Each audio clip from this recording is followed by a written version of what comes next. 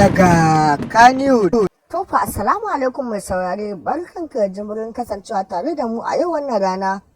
Ga labaran rana, zaka ji mu cikakkun labaran. A nan dai zaka ji hukumar Karota ta jihar Kano ta yi wani furuci, ta furta cewa ita yanzu ba ta neman sababbin ma'aikata sakamakon wani zargi da ake ji tsakanin al'umma ana ta yaɗawa. 'Yan bogi sun fito da cewa hukumar Karota na neman ma'aikata. Wannan zance hukumar Karota ta karyata shi. Ka biyo mu da cikin wannan shirin, zaka je mu cikakkun labarai.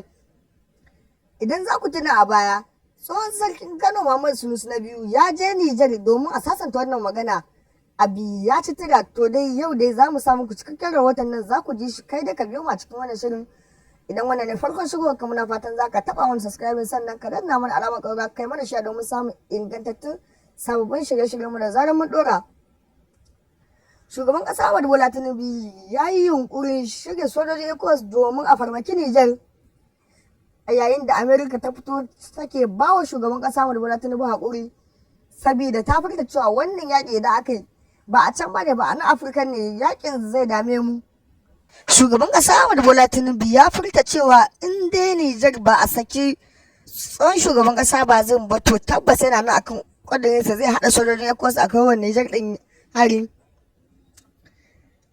A yayin da Nijar ɗin ta fita cewa duk kafar sojan ta gani a Nijar to tabbas fa za ta kashe shi ne har abada, za ta harbe shi.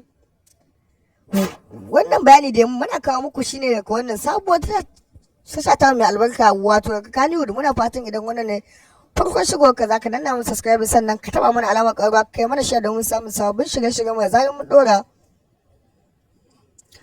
Wannan dai har yanzu zade a Faransa ana ta samun zanga-zanga Nijar din. Ku biyo mu cikin shirin.